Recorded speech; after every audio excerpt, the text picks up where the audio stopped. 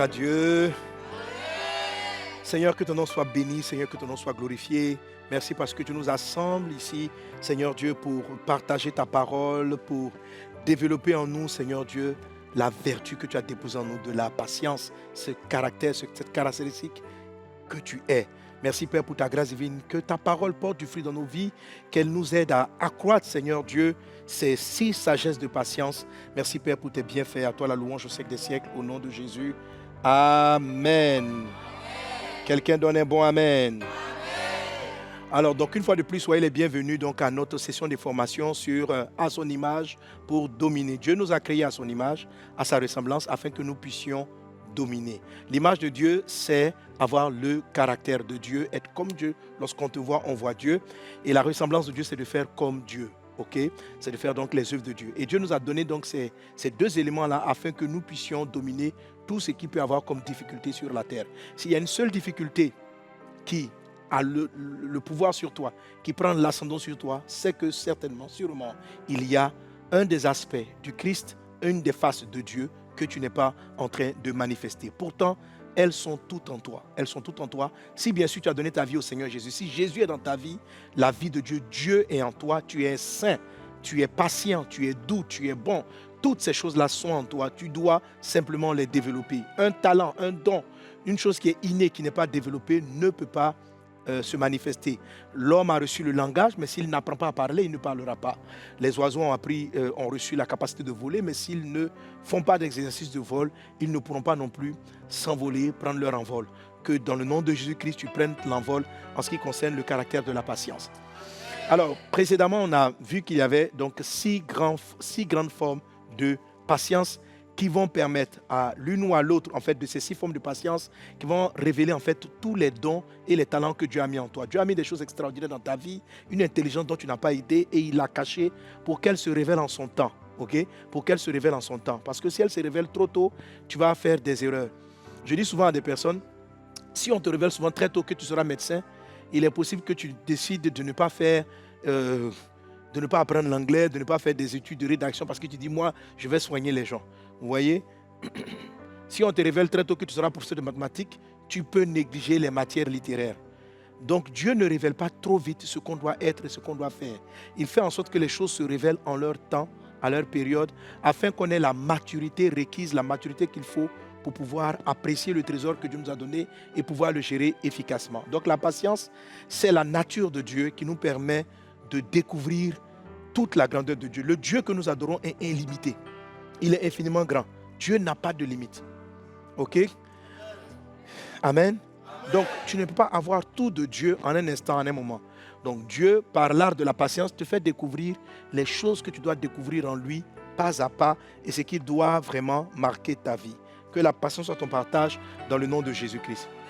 Le contraire de la patience, c'est l'impatience.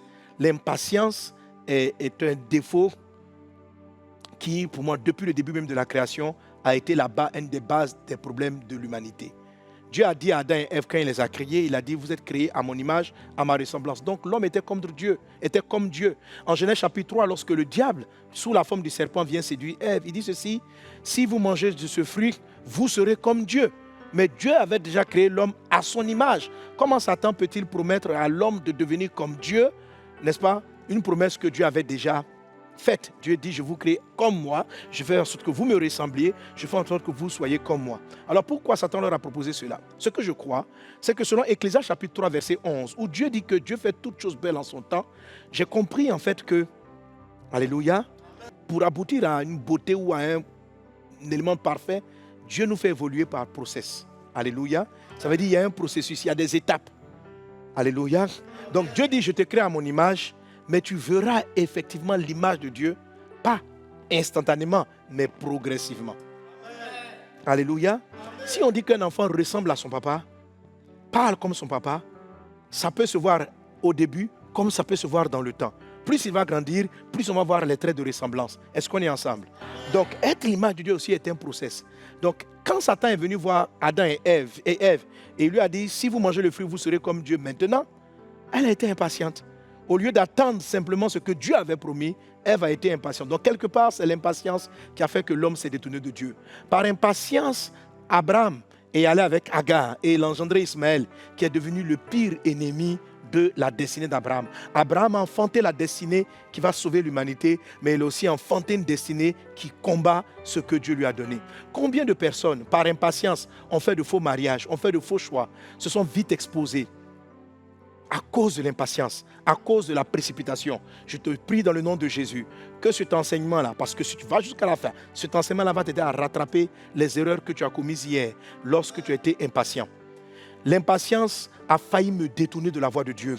Je savais que j'étais appelé à devenir pasteur, serviteur et prophète, mais très vite j'ai commencé à révéler cela et j'ai failli tomber dans des pièges. Mais Dieu, dans sa grâce divine, m'a ramené sur le chemin, m'a permis d'aller jusqu'au bout du procédé qu'il avait, du process qu'il avait mis en place, en sorte que les choses soient faites en leur temps.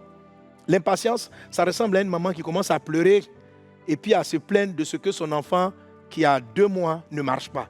Je ne comprends pas. Tous les enfants marchent. Tous les enfants marchent. Toi, tu ne marches pas. Et on vient de me dire, mais maman, tu te plains, ton enfant à quel âge? Et puis il a dit au docteur, il a 2 mois. Qui est fou dans cette affaire? Elle est folle. Parce qu'il y a 2 mois, un enfant ne marche pas. Il n'a pas encore fait 4 pattes. Il n'arrive même pas encore à se tenir. Ses os ne sont pas encore formés. Dieu fait toutes choses belles en son temps. Alléluia.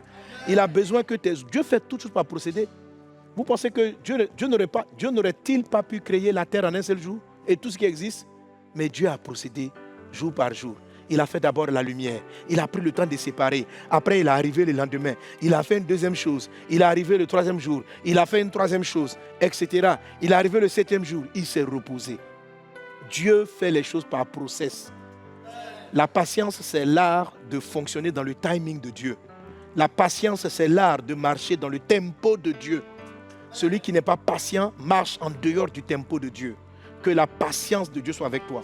Alors, développer ce caractère de la patience de Dieu va te permettre d'agir dans le tempo de Dieu, dans le timing de Dieu. Et quand tu agis dans le timing de Dieu, les choses sont belles en leur temps. La puissance du Saint-Esprit est manifestée. L'onction de Dieu est manifestée. Jésus a dit aux disciples, restez à Jérusalem, patientez à Jérusalem et vous recevrez une puissance et vous serez mes témoins. Les disciples ont patienté, ils ont fait ce qu'ils auraient dû faire. Et quand ils ont agi de la sorte, 3000 personnes se sont converties quand le fruit de la patience a été manifesté. Que cela soit ton partage au nom de Jésus. Par cet enseignement, tu ne lanceras pas tes entreprises que tu t'as promises avant leur temps. Tu vas les lancer au bon moment. Par cet enseignement, tu sauras exactement la bonne période pour te marier, la bonne période pour avoir des enfants. Et tu vas agir conséquemment. Par cet enseignement, tu seras dans le tempo de Dieu pour ta vie. Tu n'as pas le même tempo que ton voisin. Tu n'as pas le même timing que ta voisine. Ne te plains pas de ce qu'elle marche avant toi, de ce qu'elle soit mariée avant toi, de ce qu'elle ait des enfants avant toi. Toi aussi, tu as un timing. Tes enfants doivent arriver au temps approprié. Tu as la capacité d'enfanter. Depuis qu'une femme fait ses menstrues, elle peut enfanter. Mais si elle enfante, pendant qu'elle a, même si elle a eu ses premiers menstrues à l'âge de 15 ans et qu'elle prenne une grossesse à 15 ans, c'est une grossesse prématurée et ça va lui créer des problèmes au lieu d'être une source de joie. Un enfant est une source de bénédiction, mais un enfant arrivé trop tôt peut être une source de problème. Ok? Une bénédiction qui t'est promise est une faveur, mais si elle arrive avant son temps, elle te créera des problèmes. L'argent est une grâce, est un moyen que Dieu met à ta disposition. Mais l'argent, les ressources, la maison reçue avant le temps, avant que tes os spirituels ne soient formés pour les recevoir, peut te poser un problème. Commencer à faire le ministère est une bonne chose. Servir Dieu est une bonne chose. Jésus a commencé à 30 ans. Moïse a commencé à 80 ans, etc. Que ta vie soit dans le timing, dans le tempo. Et cet enseignement va te permettre de découvrir le tempo que Dieu a mis en toi. Il en est ainsi dans le nom puissant de Jésus-Christ de Nazareth. Quelqu'un donne un bon amen. Alors nous allons maintenant voir la première forme de sagesse de la patience. J'ai dit qu'il y a 6 sagesses. La première sagesse, c'est la patience arek. Quelqu'un est avec moi, arek? Arek. Alors comme je te le disais tantôt, arek signifie lent à la colère. C'est la patience dont il est question lorsque Dieu se présente en disant « Je suis l'Éternel, riche en bonté, je suis l'Éternel, miséricordieux, compatissant, lent à la colère. » C'est-à-dire que Dieu, avant de juger, Dieu, avant de condamner, Dieu, avant de prendre une décision, est très lent d'action. Il est lent d'action. Et c'est quelque chose qu'il faut apprécier. Alléluia. C'est quelque chose qu'il faut apprécier. Souvent, on a vu que les gens réagissent en colère très vite, soit vite frustrés, soit vite en colère, qu'ils soient prompts. Non, ce n'est pas une vertu. La vertu de Dieu, c'est que tu sois lent à la colère. Dis avec moi, lent à la colère. Proverbe chapitre 16, verset 32. Proverbe chapitre 16, verset 32. La Bible dit, celui qui est lent à la colère. On va le lire ensemble, lisons-le ensemble. 1, 2, 3. Celui qui est lent à la colère vaut mieux qu'un héros, et celui qui est maître de lui-même que celui qui prend des villes. Alléluia. Amen. Alors ici, le mot lent à la colère que vous voyez là, c'est arek encore. C'est arek. C'est la base de toutes les patiences. C'est celle avec laquelle Dieu se présente. Dieu dit, quand Dieu dit je suis arek. Quand il vient, il dit je suis arek. Je suis arek. Il dit Moïse, regarde-moi, je suis arek. C'est sa lenteur à sa patience, c'est sa patience, c'est sa lenteur à la colère qui fait que nous sommes là. Tout l'univers est créé avec la proue. Lent, ça ne veut pas dire en retard. Lent, ça ne veut pas dire lourd. Lent, ça veut dire Dieu prend le temps des choses. Dieu prend le temps d'apprécier chaque chose. Dieu prend le temps d'évoluer dans chacune des étapes. Il valorise chaque instant de chaque moment. Alléluia. Que cette lenteur-là soit notre partage au nom de Jésus. Alors, je parle ainsi pour que tu puisses apprécier cela et que tu laisses cette douceur de Dieu-là, ce calme de Dieu t'envahir, te remplir dans le nom de Jésus-Christ. Alors, Dieu nous dit une chose qui est importante. On est tous fans des héros. On aime les héros, les super-héros. On aime bien des gens qui ont pris des villes, qui ont conquis. La Bible dit qu'il y a une vertu qui met un homme au-dessus de tous les héros. C'est-à-dire que quelqu'un qui fait de grands exploits pour Dieu, c'est quelqu'un qui est lent à la colère. Il dit, je reprends, Proverbe 16, 32, celui qui est lent à la colère, celui qui est arrêt est mieux qu'un héros. Alléluia. C'est-à-dire que quand tu vas faire des exploits, un héros c'est quelqu'un qui a fait des exploits. Un héros c'est quelqu'un qui a sauvé beaucoup de vies. Donc lorsqu'une personne adopte cette attitude, il va sauver des vies. Il va délivrer des captifs. Tu seras acclamé au ciel. Amen. Si on a reconnu que les Gédéons ont été des héros, si tu es lent à la colère, tu seras plus que ça. Juste la lenteur à la colère est une chose que Dieu apprécie énormément. Celui qui est maître de lui-même, qui contrôle ses émotions, est plus grand que celui qui prend des villes. Et cette grandeur-là se trouve en toi. Amen. Tu dois développer cet aspect de la lenteur à la colère. Que la patience soit ton partage au nom de Jésus. Amen. Alors pour comprendre et pour pouvoir appliquer cette patience à REC, on va la décomposer en deux parties. Premièrement, la lenteur. Deuxièmement, la colère. Contrôler la colère. Adopter la lenteur et puis adopter le fait de ne pas s'irriter. D'abord, comprenons même d'abord l'ensemble, avant d'aller. Ok. Être en colère, c'est être offensé. Quand on dit celui qui est lent à la colère, ça veut dire quelqu'un qui est lent à être blessé. Quelqu'un qui est lent à être offensé.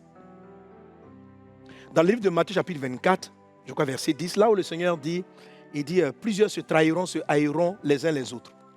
Dans la version Martin ou la version Darby, il dit, ou bien même dans la version anglaise, il dit, you shall be offended. Tu seras offensé. Et ça va t'amener à trahir. Écoutez, la méchanceté et les mauvaises actions viennent des offenses. L'offense et la colère amènent les hommes à prendre de mauvaises décisions. À prendre de mauvaises décisions. Beaucoup ont pris des actes. J'écoutais dernièrement une dame qui disait vraiment la façon dont elle était arrivée à se séparer de son mari. Oui, ça c'est l'impatience. Aujourd'hui, elle regrette parce que ça crée beaucoup de problèmes dans la vie de ses enfants. Il faut prendre le temps de faire les choses. Il ne faut pas se précipiter. Il faut prendre le temps. Et la réaction de colère, la colère est une réaction vive. C'est une réaction violente face à une offense, face à quelque chose qui nous a blessés. Et il faut faire très attention. La colère est une arme. On va la voir tout à l'heure. La colère est une arme que tu peux utiliser pour être délivré de tous les mauvais esprits. Que tu peux utiliser pour vaincre certaines situations. Mais la colère doit être utilisée après une attitude de lenteur. Et la colère vient de l'offense. Faites attention. L'offense, c'est la clé de l'amertume. C'est la base de l'amertume. L'offense, tu ne dois pas être offensé. Il y a beaucoup de gens qui sont en train de m'écouter. L'offense est dans votre cœur. L'offense est en vous. Il faut la laisser partir au nom de Jésus. Donc, être lent à la colère, c'est être lent à réagir face aux offenses. C'est être lent à la colère. C'est de ne pas vite réagir face aux offenses. Être lent à la colère. Être en colère, c'est ouvrir une porte au diable. Quand tu te mets en colère, tu ouvres une porte à Satan. La Bible dit que si vous mettez en colère, que le soleil ne se couche pas sur votre colère. Donc quelqu'un qui est lent à la colère, c'est aussi quelqu'un qui fait vite passer la colère. Il ne la laisse pas dans son cœur. Il ne la laisse pas en lui. Tu dois être comme ça. Alléluia. Parce que ça est en toi. Amen. Vous voyez, c'est d'autant plus compliqué parce que chaque fois qu'un homme est en colère, il a une raison logique d'être en colère. Et c'est en ce sens-là que c'est une séduction. Ok? Si tu contemples réellement Christ, tu dois contempler le fait de ne pas d'être lent à la colère. Donc, chaque fois que tu vas vite t'irriter, même si tu as raison d'être en colère, il faut savoir devant Dieu que tu as déjà tort. Peu importe la raison pour laquelle tu t'es énervé, si elle est arrivée vite, trop rapidement, dès que tu as entendu un tel a fait ça et puis, boum, tu exploses. Tout ce que tu vas faire, Dieu n'est pas là-dedans. On va le voir plus tard. La colère des hommes n'accomplit jamais la volonté de Dieu, dit l'Écriture. La colère des hommes n'accomplit pas la volonté de Dieu. Donc, même si tu as la personne, c'est-à-dire que tout le monde démontre que tu as raison. Le fait que tu n'aies pas pris le temps, tu ne sois pas calmé, déjà, tu as déjà faibli. Mais si tu es là à la colère, tu vas avoir une victoire qu'un héros n'aurait pas eue. Si tu es là à la colère, tu apporteras la solution de Dieu. La sagesse de Dieu, l'intelligence de Dieu se révéleront à toi. Sois lent à la colère dans le puissant et impressionnant de Jésus-Christ. Amen. Alors je disais que j'allais prendre le temps en deux moments, en deux temps. Premièrement, la lenteur. Dis avec moi la lenteur. Alors, Proverbes chapitre 14, verset 29. On va lire ça. Proverbes chapitre 14, verset 29. Il est dit, celui qui est lent à la colère a une grande intelligence. Mais celui qui... Reprenons ensemble, s'il vous plaît. Celui qui est lent à la colère a une grande intelligence. Mais celui qui est prompt à s'emporter proclame sa folie. Celui qui est prompt à s'emporter proclame sa folie. Donc, être lent à la colère développe votre intelligence. Plus vite tu t'énerves, plus vite tu seras fou et tu vas faire des choses folles. Tu vas détruire les choses que Dieu a bâties pour toi. Prompt à la colère va te faire dire des choses que tu n'aurais pas dû dire à ton enfant, des choses que tu n'aurais pas dû dire à ton conjoint, des choses que tu n'aurais pas dû dire. Et quand la parole est sortie, la parole va détruire. Une parole dite en colère blesse le cœur. Un jeune garçon qui se mettait souvent en colère, qui a décidé d'arrêter, est parti voir son père. Et son père va lui dire, bon, tu vas arrêter la colère? Il va dire oui. Il dit, ok, on va faire ceci. Il lui a donné un paquet de clous. Et il a mis une grande planche au milieu du jardin. Il dit ceci, chaque fois que tu te mets en colère, va, prends la pointe et puis cloue une pointe sur le plancher. Le premier jour, le jeune garçon s'est mis au moins 43 fois en colère. Il est parti, il a pris la planche, il a collé 44 clous. Le lendemain, il s'est dit, non, il faut que je cloue moins. Il s'est concentré. Il a fait la moitié. Il s'est mis 20 fois en colère. 20 clous. Ainsi de suite. En moins d'une semaine et quelques jours après, je crois, un mois plus tard, il avait planté un clou. Après, il a planté 0 clou. Il est parti voir son père. Il dit, voilà, ça fait un jour, je ne me suis pas mis. J'ai fait une journée sans m'être mis en colère. Son père lui dit, félicitations. Ok? Maintenant, attendons pour voir combien de jours tu vas rester. Et chaque jour que tu ne te mettras pas en colère, enlève un clou. Donc, chaque fois qu'il ne se mettait pas en colère, il arrachait un clou. S'il se remettait en colère, il mettait un clou, etc., etc. Et puis, après un certain temps, gloire soit rendue à Dieu, il va arriver à enlever tous les clous. C'est-à-dire, amen, à ne plus s'être mis en colère. Alors, son père vient le voir encore et puis ils vont voir le jardin. Et puis, il lui dit, regarde la planche, comment elle est. Elle avait plein de petits trous. Il dit, tu vois, même quand tu arrêtes de te mettre en colère, il faut savoir que chaque fois que tu as parlé sous la colère, tu as laissé une plaie. Même si après tu vas te demander pardon à la personne, tu as laissé un trou dans son cœur. La colère est une âme puissante que le diable utilise pour détruire les gens. Même si après vous renoncez, même si après on y renonce, même si après on dit non, je ne vais pas, mais il y a quand même quelque chose qui est vrai. Il y a quand même quelque chose qui cloche, quelque chose qui ne va pas.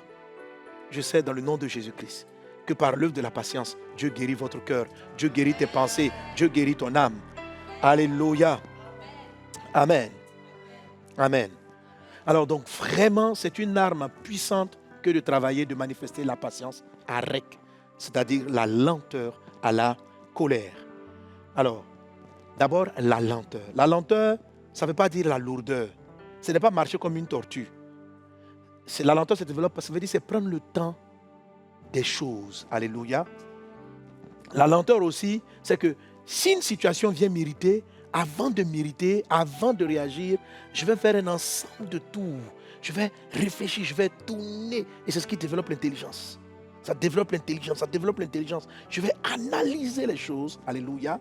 Et c'est ainsi que l'intelligence va se développer. Alors, celui qui développe la patience arrête,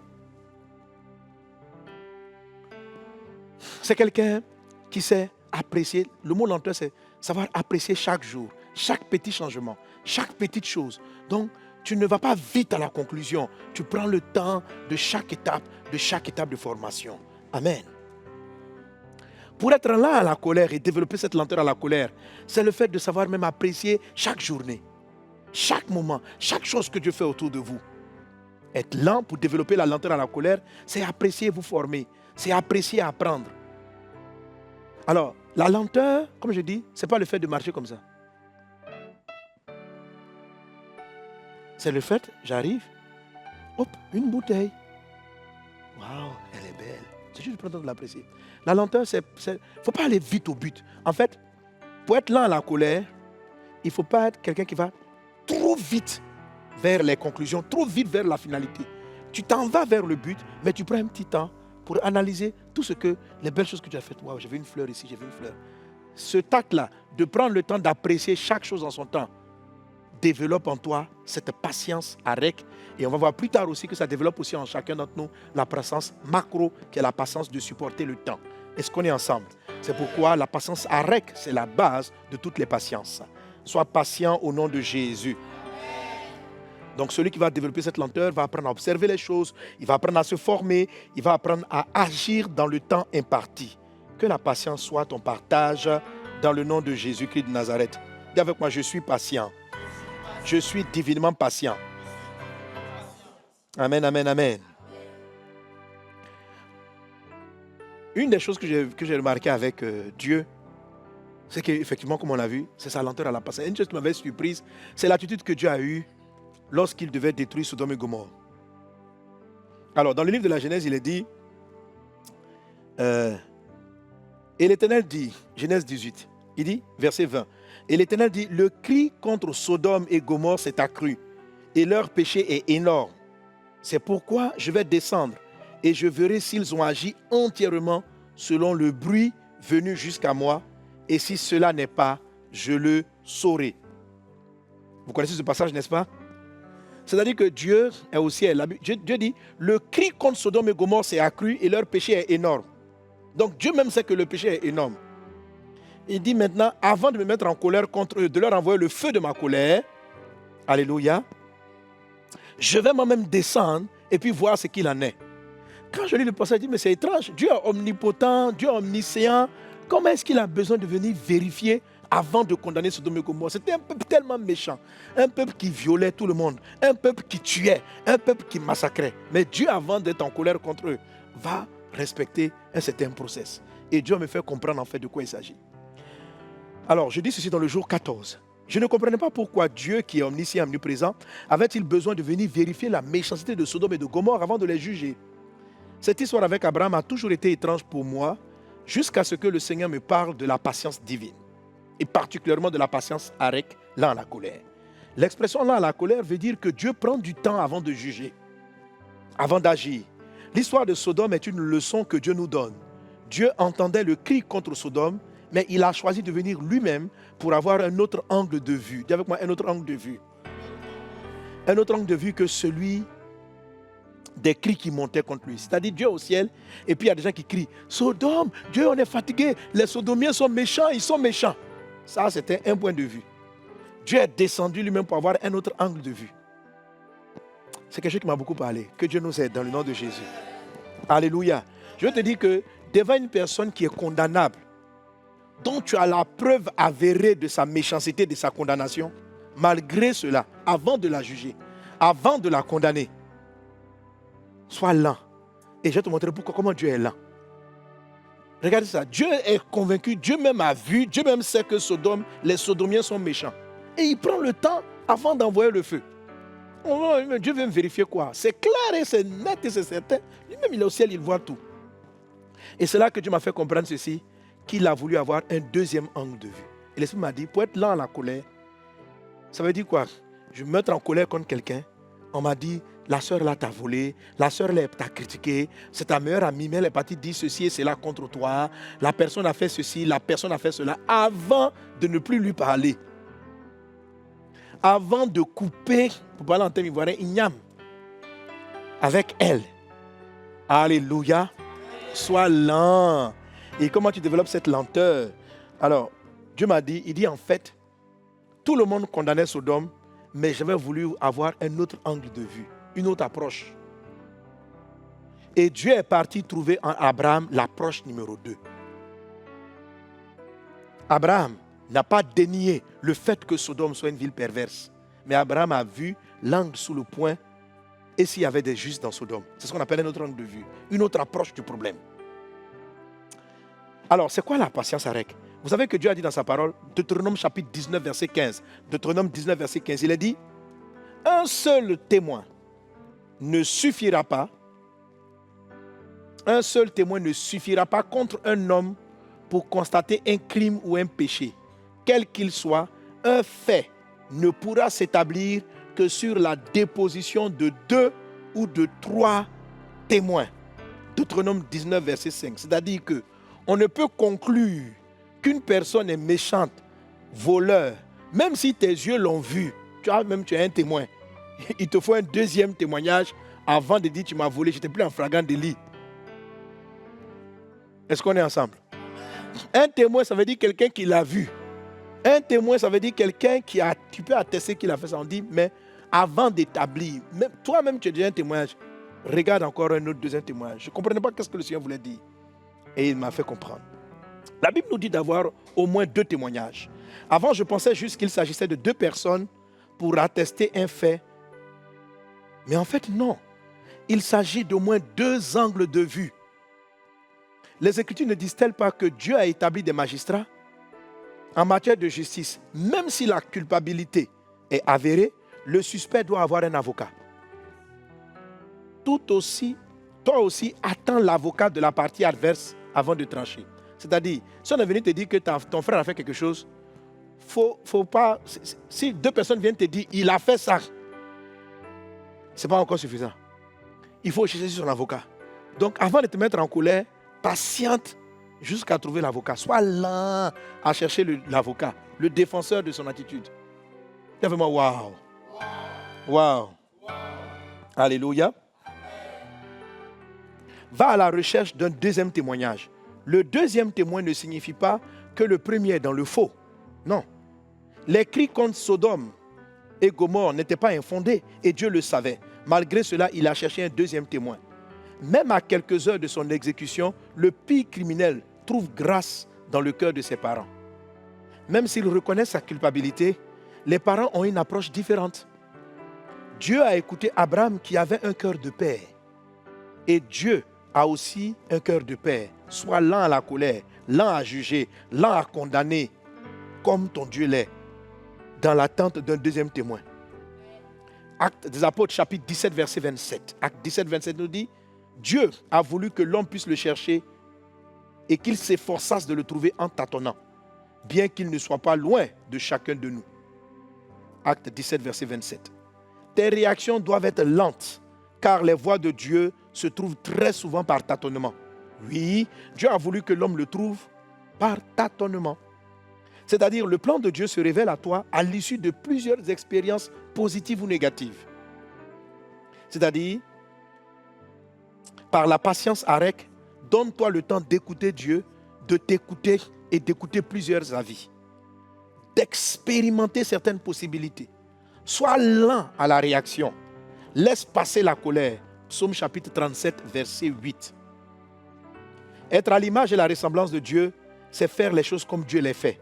Sois patient comme Dieu, sois lent à la réaction lorsque ta réaction te semble la plus logique. Par contre, sois prompt à montrer la joie et l'amour et lent à t'irriter, à juger et à condamner. Alléluia. Est-ce qu'on est ensemble? Est-ce qu'on est ensemble? Là, le texte, je ne l'ai plus, mais je me suis rendu compte que lorsqu'on accusait Jésus, la Bible dit qu'il y a eu plusieurs témoins qui sont venus. Et puis à un moment donné, il a dit, puis vers 2 témoins. C'est-à-dire, on a écouté tous les autres témoins. Et puis à un moment donné, il y a 2 spéciaux qui sont arrivés. Donc il y avait plusieurs témoignages qui accablaient Jésus, mais tout cela on l'a considéré comme faux. Mais puis à un moment donné, la Bible dit, puis vint 2 témoins. C'est-à-dire c'est 2 angles d'approche. Vous comprenez un peu la notion de 2 angles d'approche? Ok? Qu'est-ce qui s'est passé? En fait, Dieu dit que Sodome est coupable. Mais Abraham est venu, il a dit non, mais peut-être qu'il y a des justes. Souvent, si tu écoutes l'histoire d'un coupable, si tu écoutes comment est-ce qu'il est devenu méchant, ça va faire que ta colère sera atténuée. Quand tu écoutes l'histoire d'un criminel et quand tu sais qu'est-ce qu'il a vécu dans la vie pour en arriver là, ça va faire que ta colère va diminuer. Si tu sais pourquoi ta copine est devenue très triste, pourquoi elle t'a fait un coup bas, peut-être que ta colère avec elle va s'atténuer, ton jugement sera atténué. Il y a des choses que Dieu voit que nous ne voyons pas. C'est vrai, nous voyons tous les criminels, nous voyons les coupables, nous voyons les gens qui sont faux, nous voyons les personnes qui sont voleuses, etc. Mais Dieu est là en la colère parce qu'il sait que il ne tient pas compte d'un seul avis. Il ne tient pas compte de toutes les victimes. Il tient compte aussi de qu'est-ce qui a causé le problème. Être là à la colère, c'est savoir étudier toutes les options avant de réagir, avant d'agir. Amen. Donc, quand quelqu'un t'est énervé, puis tu es fâché, mets-toi comme ça. Et puis fais le tour du problème. Tu dis, mais c'est avéré, il a volé, il est méchant. Mais ça, c'est l'angle de vue. Effectivement, il est méchant. Ce que tu dis est vrai. Mais le deuxième angle de vue, il faut le chercher en tâtonnant. La Bible dit, Dieu a voulu que l'homme puisse le trouver. En tâtonnant. C'est-à-dire en faisant des touches qui ne sont pas certaines. La révélation de Dieu n'est pas tic-tac. Ce n'est pas oui ou non. Quelquefois, on a l'impression que Dieu c'est blanc ou noir. Non. La volonté de Dieu est forgée par un ensemble d'informations. Vous n'avez pas la volonté de dire quel est le plan de Dieu, quel est le plan de Dieu, c'est oui, c'est ça ou c'est pas ça. Non, il est jugé ou il est coupable ou innocent, c'est pas ça. C'est pas ça. À la fin, Sodome et Gomorrhe, ils ont été jugés. Mais on a sauvé quand même des personnes à l'intérieur. Être là à la colère, Dieu prend son temps d'essayer d'étudier toutes les options. Prends ton temps avant de rejeter des personnes. Prends ton temps avant d'être blessé ou offensé. Prends ton temps avant. Donc, si tu peux être là à la colère, il faut excuser beaucoup les gens. Donc quand tu attends que quelqu'un a dit du mal de toi, avant de réagir, il a dit ça, avant d'être blessé, il faut commencer à chercher, est-ce que je ne vais pas aller écouter quelqu'un d'autre qui a un autre avis différent, ou bien me poser la question à Dieu, mais pourquoi ma soeur a fait comme ceci? Je sais que cela peut paraître difficile, mais c'est comme ça que Jésus était. Si tu admires cela, si tu contemples cela, tu seras toi-même transformé à la même image, de gloire en gloire. Tu vas te rendre compte qu'à un moment donné, il t'est difficile de vite réagir. Les gens vont souvent te trouver, mais pourquoi tu n'as pas condamné? Pourquoi tu es là à prendre des décisions? Justement, la patience, c'est être lent à prendre des décisions. C'est être lent dans tes décisions. Tu dois être lent dans tes décisions. Tu dois aimer ce caractère de Dieu-là. Il aurait pu détruire Sodome et Gomorrhe d'une seule parole depuis le ciel, mais il a voulu avoir une autre approche. Cultive l'art de la seconde approche, est ce que j'appelle le deuxième témoin. Alléluia. Proverbe chapitre 19, verset 11. On est toujours dans la patience arrêt. Comment on développe la patience arrêt? Est-ce qu'on est ensemble? Qui veut être là à la colère? Si tu es là à la colère, tu seras un héros. Tu es là à la colère, tu vas sauver des vies. Tu es là à la colère, tu vas empêcher, tu vas éviter que tes enfants, que tes proches n'aillent à la destruction. Tu seras un élément qui va motiver les autres. Tu seras un élément qui va guérir les personnes. Et tu te guériras toi-même. Alléluia. Proverbe 19, verset 11. On le lit ensemble encore. Il a dit quoi? L'homme qui a de la sagesse est lent à la colère et il met sa gloire à oublier les offenses. Alléluia. Dis avec moi, oublier les offenses. Dis avec moi, oublier les offenses. Alors je te disais que la colère, c'est le fait d'être offensé. Donc je suis offensé et ça m'amène à dire des choses qui peuvent être blessantes sous l'effet de la colère. Ok?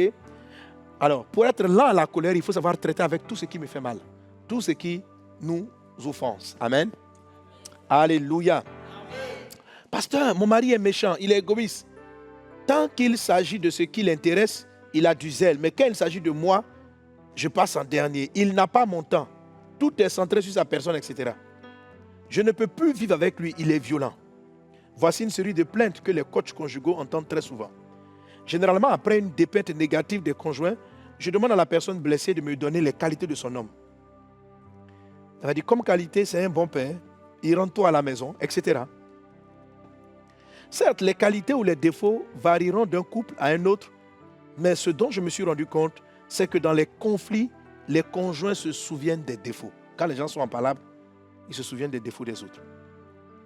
Et de ce qui les a mis en colère chez l'autre. L'Esprit m'a fait comprendre que ces réactions de plus en plus fréquentes qui amènent de nombreux couples à se séparer sont causées par l'impatience type Arek, c'est-à-dire la promptitude à être frustré. Il y a certaines colères qui ne sont pas apparentes. Même si certaines situations les déplaisent, l'offense arrive difficilement à s'asseoir dans le cœur de ceux qui sont là en la colère. C'est-à-dire que quand quelqu'un est là en la colère, tu vas le vexer difficilement. Car ils sont dans la colère. Tandis que la promptitude d'être en colère amène la colère à s'installer dans l'âme et à cause de sa récurrence. Ainsi, ceux qui sont prompts à la colère se souviennent de plus en plus des offenses. Amen. Donc, comme tu te mêles facilement, quelqu'un qui se lève toujours, l'offense s'installe parce qu'il a toujours une raison d'être frustré, d'être blessé. Et je vous ai dit que l'offense va faire que tu vas prendre de mauvaises décisions. Tu vas dire des paroles que tu vas regretter. Ceux qui sont là à la colère passent plus de temps dans leur cœur sur les choses qui plaisent pour justement éviter de s'irriter. Tandis que ceux qui sont prompts reviennent souvent sur les frustrations. Alléluia. Quand tu es là en la colère, tu prends le temps d'oublier les offenses. C'est ce que le passage de Proverbes chapitre 19, verset 11 nous raconte. Amen, amen, amen. Alors, comment est-ce qu'on fait ça? Pour y arriver, chaque fois que tu vas te fâcher avec une personne, donc pour être là en la colère, ou tu es fâché contre ta soeur qui t'a vraiment blessé, calme-toi et puis prends un tableau. J'ai dessiné un tableau ici, ok? J'ai dessiné un tableau. Donc, Gasparet t'a mis en colère. Dis-toi, je dois être lent. Dis, je dois être lent. Je dois être lent. Ça, c'est ce qu'on appelle, on va voir ça quand on va toucher l'exercice. Hein? La patience annexe. La patience exercice. Ok? Prends, avant de dire, la femme là, vraiment, elle est ceci, elle est cela, elle est ceci, elle est cela. Le monsieur là, il est ceci, il est cela. Fais un tableau où tu écris bon souvenir de la personne. Et puis mauvais souvenir. Et tu vas voir. Et puis tu commences. La personne que tu t'apprêtes à juger, à frapper, à chasser, qu'est-ce qu'elle a apporté de bien dans ta vie? Il ne faut pas dire rien. Prends le temps. Pourquoi elle était ton camarade avant? Pourquoi elle était ton ami? 1. On évangélisait ensemble. 2. Un jour, elle m'a dépanné. 3. Elle a fait ceci. Qu'est-ce qui est mauvais? Elle parle mal. Il parle mal. Il est trop gonflé. Quand on lui parle, il ne comprend pas. Et puis tu prends le temps d'avoir les 2 témoignages. Bon et mauvais. Et après, tu notes. Quand tu as fait tout ce travail-là, tu vas voir que ça va te calmer un peu. Est-ce qu'on est ensemble? Est-ce qu'on est ensemble? Que la grâce et la paix du Seigneur soient avec toi. Alléluia. Alors, je dis des choses comme ça, mais je vous assure, le Saint-Esprit va vous y aider. L'élément principal par lequel on développe toutes ces choses, c'est le fait de les admirer. Ok? J'explique comment fonctionne le Seigneur, afin que vous puissiez admirer son fonctionnement. Le simple fait que vous appréciez cela et que vous contemplez Jésus à ses faveurs depuis cela en vous, ne trouverez pas ce dont je suis en train de parler comme quelque chose d'étrange, d'inouï. Ça se trouve en toi. Ça se trouve en toi. Mais comment peux-tu apprécier une chose qui se trouve en toi si tu l'ignores? Si tu ne sais pas que c'est comme ça ton père est. Ton papa est comme ça. Ton père qui est dans le ciel est là à la colère. C'est pourquoi depuis là tu es encore vivant. Sinon s'il était prompt là, frère, qui allait tenir nous? Il allait gifler aller-retour, tuer, brûler, consumer. Alléluia. Mais il est lent. Donc soyons comme papa. Quelqu'un donne un bon amen. Amen. Quelqu'un donne un bon amen. Amen. Alléluia. Gloire à Dieu. Amen, amen, amen. Amen. Job, chapitre 5, verset 2. L'insensé périt dans sa colère. Le fou meurt dans ses emportements. Et on a lu Proverbe 14, 29, vous vous souvenez que celui qui est là en la colère a une grande intelligence, mais celui qui est prompt à s'emporter proclame sa folie. Ok? Alors, la colère est très mauvaise. La Bible dit que la colère n'accomplit pas la volonté de Dieu. La colère accomplit la volonté du diable. La Bible dit ne dors pas avec ta colère, tu vas donner un accès à ta propre vie au diable. Le diable est coléreux. Caïn n'a pas laissé passer la colère. Caïn a été offensé. Il était frustré de ce que Dieu a préféré Abel à lui. Il n'a pas laissé passer la colère. Il a agi sous la colère. Et sous la colère, il a tué son frère. La colère, comme je vous ai expliqué l'histoire de la pointe qui transperce le plancher, la colère fait que vous dites des choses méchantes. Sous la colère, une maman dira à son enfant, tu es bête. Et ce que tu viens de dire vient de planter une pointe dans son cœur. La plupart d'entre vous qui m'écoutez là, vous êtes souvent en colère parce que vous-même vous avez été déjà pointé. Les gens en colère vous ont souvent blessé, vous ont souvent offensé. Même si tu as tort, une parole dite sous la colère fait beaucoup, beaucoup de mal. Lisons Proverbe chapitre 37, verset 8. Non, pardon. Psaume 37, pardon. Psaume 37, verset 8. Le psaume 37, verset 8. On y va, on lit ensemble. 1, 2, 3. Laisse la colère, abandonne la fureur, ne t'irrite pas, ce serait mal fait. Tourne-toi avec ton voisin, dis-lui encore ça. Laisse la colère, abandonne la fureur, ne t'irrite pas, ce serait mal fait. Dis-lui encore. Amen.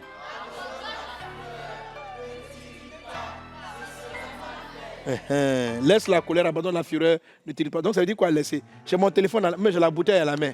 La bouteille arrive. La bouteille, c'est la colère. On dit quoi? Abandonne-la. Il faut la laisser. Amen. Il ne faut pas l'attraper. Satan va tout faire pour que tu l'attrapes. Parce que la colère, quand elle vient dans le cœur, la colère a une douce façon là. Elle vient. Non, faut te fâcher. Je suis là. Faut m'attraper. Tu ne peux pas laisser passer comme ça l'affaire. Il faut laisser. Alléluia. Amen. Amen. Lorsque la colère monte en toi, donne-toi comme défi de te taire. La première des choses, quand vous êtes en colère, il faut vous taire. Il faut commencer par se taire. Hein? La première des choses, quand tu es fâché, ne parle pas. Quand tu es fâché, si vous avez l'histoire de Genèse, la Bible dit, cependant Caïn adressa la parole à Abel et il l'a tué. Quand maintenant la colère, quand la colère arrive, dis-toi que tu ne vas rien dire et tu ne dois rien dire, même si tu es convaincu que tu as raison. Même si tu es convaincu que tu as raison, tu es là.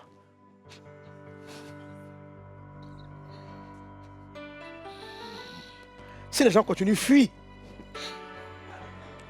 Abandonne. Abandonne. Psaume 37, verset 8. Alléluia. La première étape pour vaincre la colère, c'est se taire. C'est de ne rien dire sous l'effet de la colère. Parce que là, tu es en train de lancer une pointe. Tu es en train de lancer une flèche. Même si demain, tu finis par dire pardon à l'enlever, elle va laisser des traces. Elle va laisser des traces. Genèse chapitre 4, verset 8, il est dit, d'abord au verset 7, Dieu dit certainement si tu agis bien, Caïn, tu relèveras ton visage. Et si tu agis mal, le péché se couche à la porte et ses désirs se portent vers toi. Mais toi, domine sur lui. Verset 8, cependant Caïn adressa la parole à son frère Abel.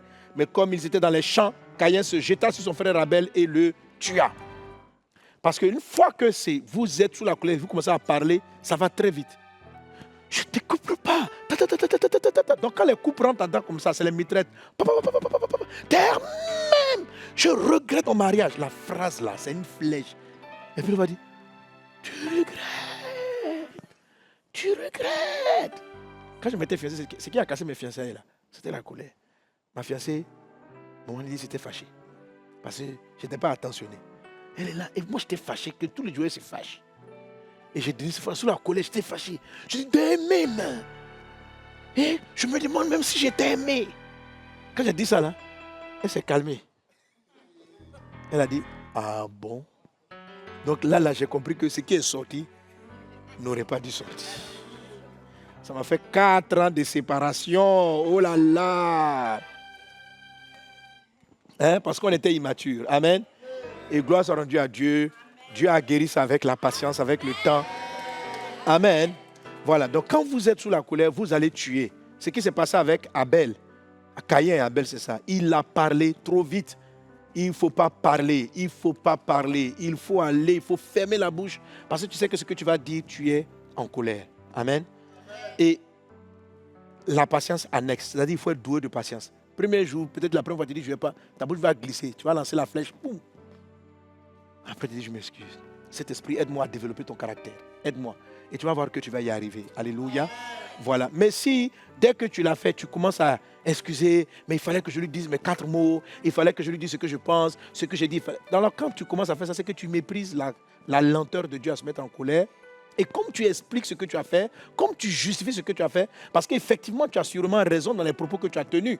Tu as certainement raison dans les propos que tu as tenus. Mais tu ne vas pas être délivré de la colère si tu conçois et si tu justifies une telle réaction. Tu dois te taire. Tu dois te taire. C'est la première étape quand on veut contrôler la colère. Est-ce qu'on est ensemble? Amen. Alléluia. Amen. Amen. Alors, se taire n'est pas la finalité pour vaincre la colère. Se taire, c'est la première étape pour ne pas blesser autrui. Pour ne pas blesser, parce que les paroles qui sortent sous la colère sont des paroles qu'on va regretter, mais qui pourtant, malheureusement, ont déjà fait des dégâts. Combien de personnes ont injurié leurs enfants, injurié leurs conjoints, sous la colère, on dit des paroles qu'ils n'auraient pas dire à leur patron, aux personnes qui travaillent avec elles.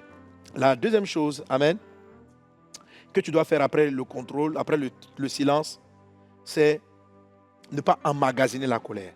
Ok? Donc quand on se tait, on se dit qu'il faut que je la libère. Effectivement, il ne faut pas garder, il faut se taire, mais il ne faut pas l'avaler non plus. Il faut la garder ici, pas dans le cœur. Il ne faut pas l'emmagasiner dans le cœur, parce que là, ça va créer l'amertume. Ok? Laisser passer la colère signifie que tu n'emmagasines pas la colère dans ton cœur. Après le contrôle, tu dois veiller à ne pas emmagasiner la colère dans ton cœur.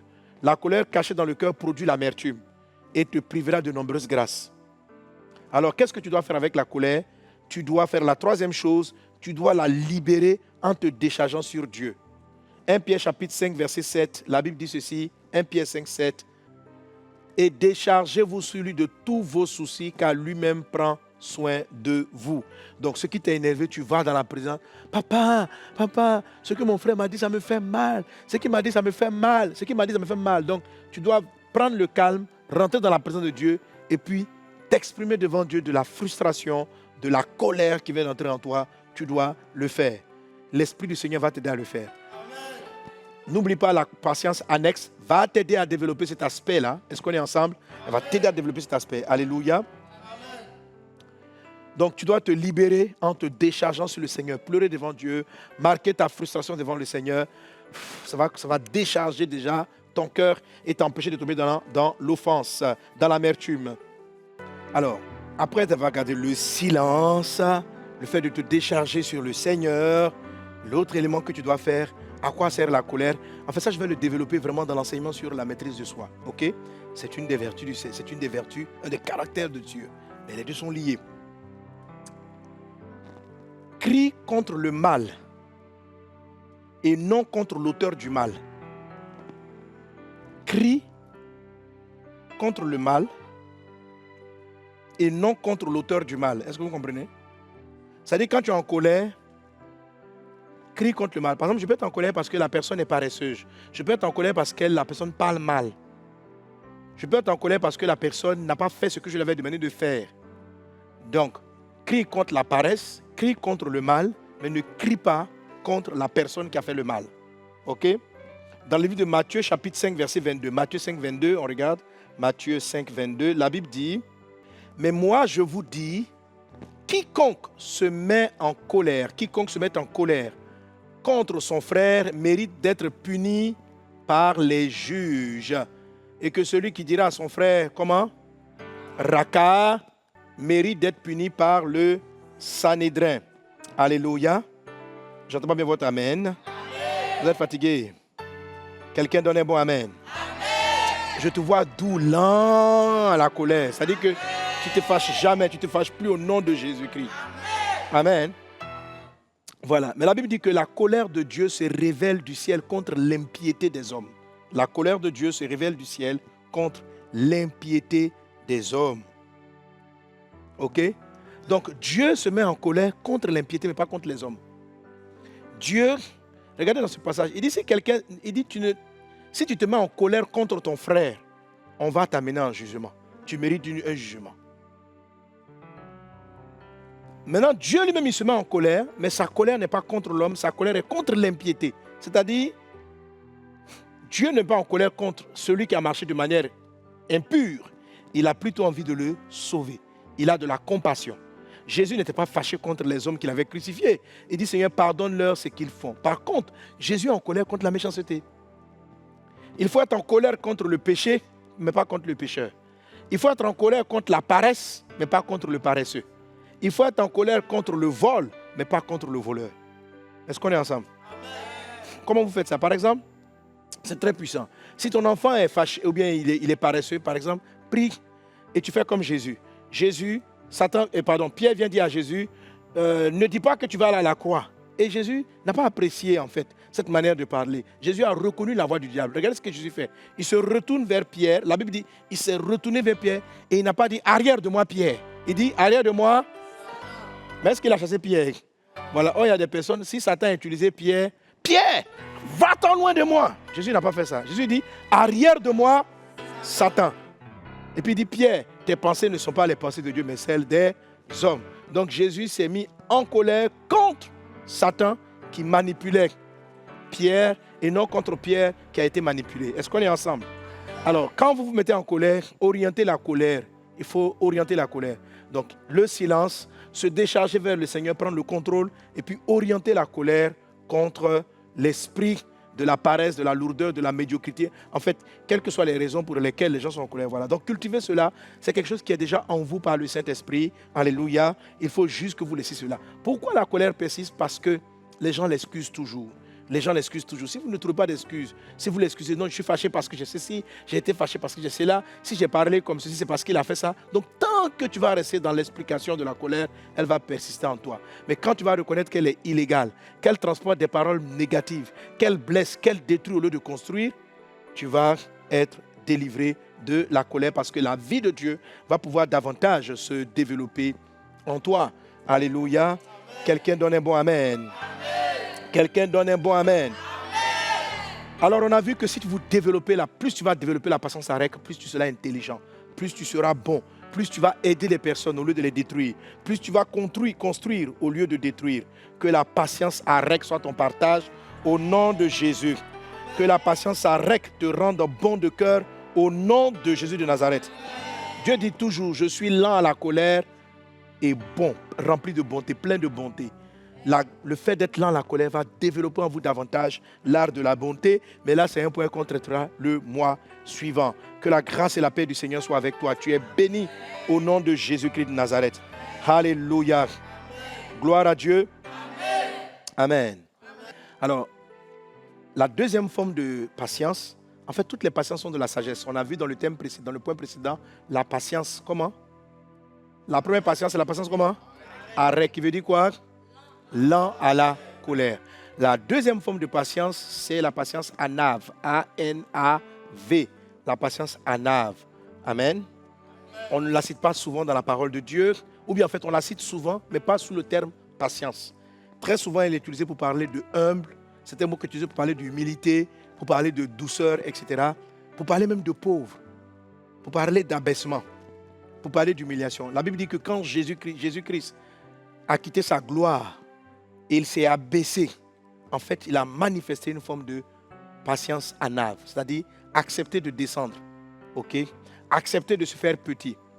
Alors, elle est mentionnée sous la forme patience dans Nombre chapitre 12, verset 3. Nombre chapitre 12, verset 3. La Bible dit là, « Or, Moïse était un homme fort patient, plus qu'aucun homme sur la face de la terre. » Alors, le mot patient ici, ce n'est pas arek qui est utilisé dans l'hébreu, mais c'est le mot anave qui est utilisé dans l'hébreu.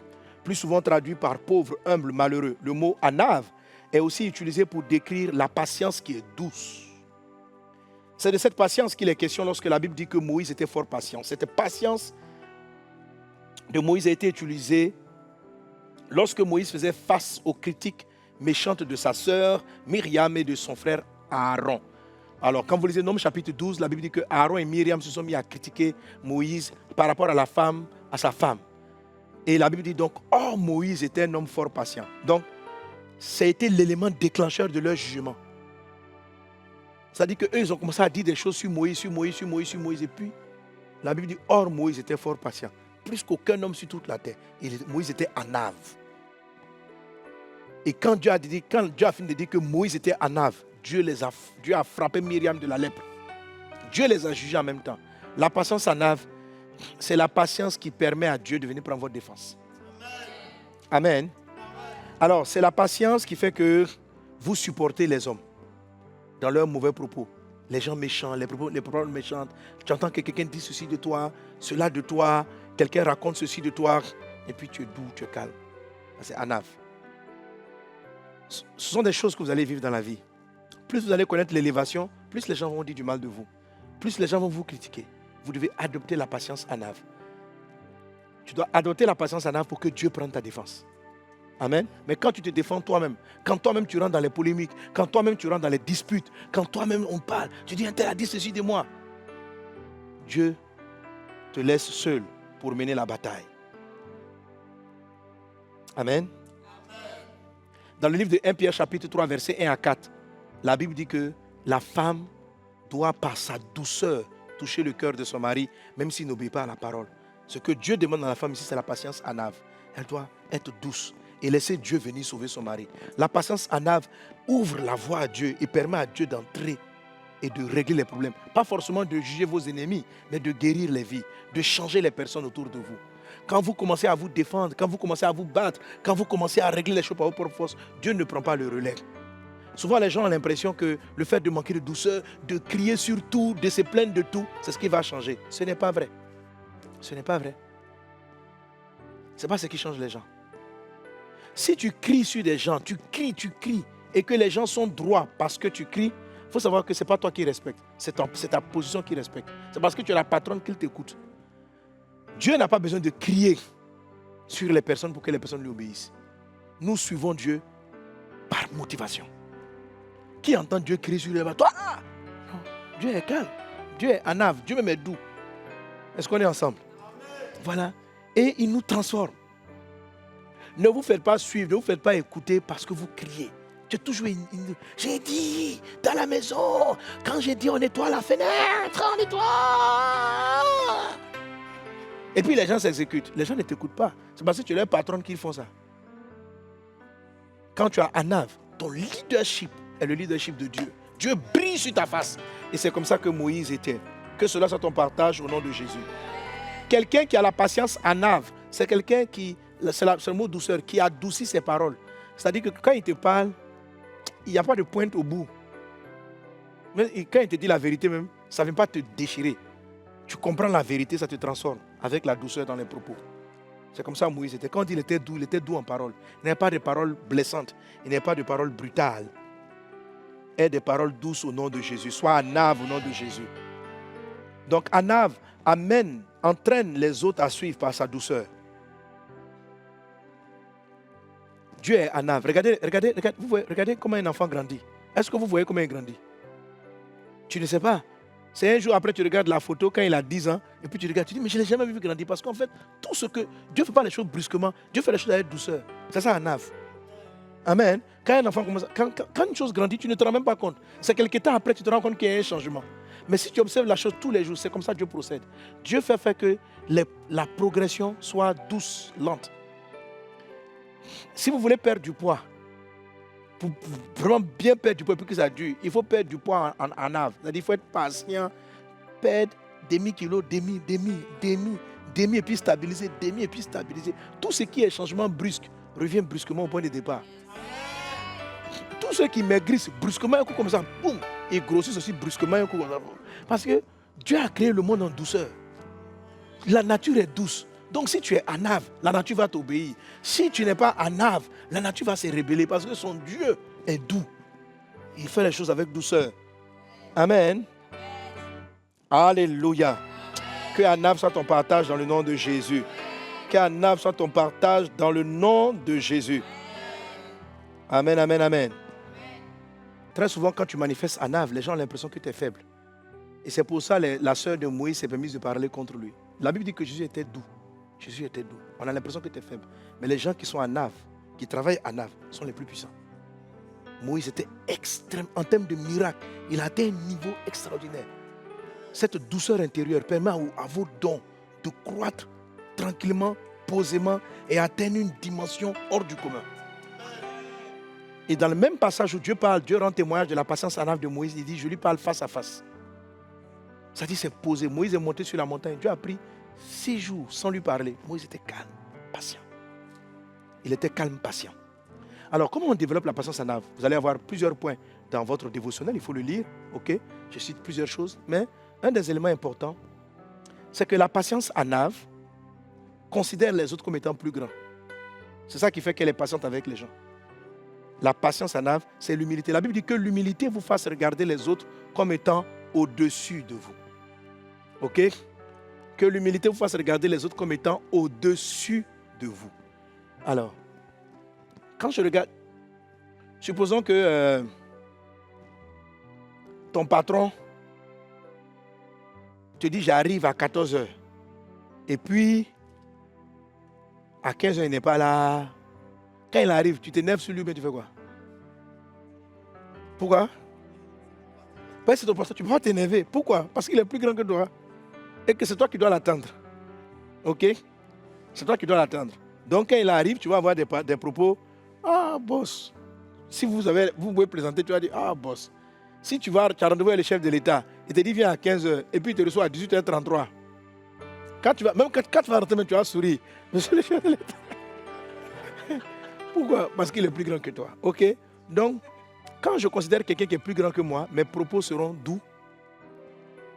Hein? Si le chef de l'État te fait attendre, il te donne rendez-vous à 9h, il te reçoit à 20h. Même quand tu vas rentrer, tu rentres comme toi là. C'est pas moi tu as joué. Est-ce que tu as fait ça? Ben, c'est le chef. Tu ne peux pas faire ça. Quand tu vas rentrer, monsieur le président, merci de me recevoir. Parce que c'est un honneur. Dieu a fait attendre à Moïse plusieurs jours avant de lui parler. C'est un honneur. C'est un honneur. C'est un honneur. Alléluia. Donc, Anna, en fait, est douce, est une patience qui est douce, parce qu'en fait, elle valorise beaucoup les gens. Et elle voit dans les personnes la royauté que Dieu a mise en elle. C'est pour ça, ses paroles sont mesurées, même si elle sait qu'elle a raison. Ses paroles sont mesurées. Quand elle arrive à voir quelqu'un même qui est pauvre, qui est en aillon, elle lui donne beaucoup de valeur. Et elle va lui parler avec beaucoup de douceur. Anna respecte les gens. Anna est doux. Et ça permet à Dieu de déceler qui est négatif, qui est mauvais, qui veut profiter de ta faiblesse. Quand tu es faible, Dieu a dit ceci à Paul.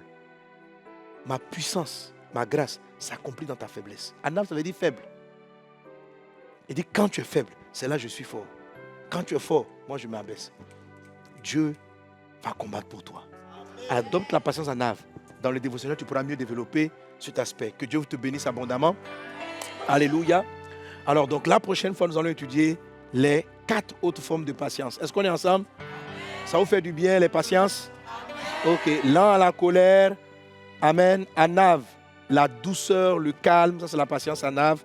Après ça, on aura la patience anoché. On aura la patience macrotumeo, qui est la patience, l'art de supporter le temps. Anoché, c'est l'art de supporter les hommes, mais de tirer en eux le meilleur. Amen, amen, amen. Donc c'est la patience. Tu travailles avec quelqu'un qui n'est pas compétent, tu lui demandes de faire, puis il est lent. Et puis Dieu va te montrer qui il est réellement. Et tu es patient jusqu'à ce qu'il atteigne le bon niveau. C'est ce qui permet d'avoir des hommes fidèles. Quand vous lisez l'histoire de David, David avait commencé à servir avec des brigands. Quand on l'a chassé, il a commencé à servir des brigands. Mais ces brigands sont devenus des vaillants héros. Il a manifesté avec eux ce qu'on appelle de la patience anoché. Alléluia. Est-ce qui permet de susciter les meilleurs amis, les gens les plus fidèles. Les gens les plus fidèles. Tu dois adopter la patience anoché pour trouver les hommes et les aides de destinée que Dieu a pour toi. On va apprendre donc la patience macro. On touchera la patience hypomeno. Amen. Qui est la patience qui va vous donner d'être ambassadeur plénipotentiaire. La patience qui vous rend puissant. On va toucher la patience que j'appelle la patience annexe. Alléluia. Qui va vous rendre doué de patience. Avec la patience macro, vous allez apprendre à gérer le temps, à connaître le temps et les circonstances. À quel moment il faut faire ceci, à quel moment il faut faire cela. Vous serez dans le timing de Dieu. Ça, c'est la patience macro. Et tout cela, nous le verrons la prochaine fois. Que Dieu vous bénisse abondamment. Que la grâce et la paix du Seigneur soient avec vous. Je suis patient. Dis avec moi, je suis patient. Je suis à Nave. Dis avec moi, je suis à Nave. Je suis à Rec. Lent à la colère. Que Dieu vous bénisse. Amen.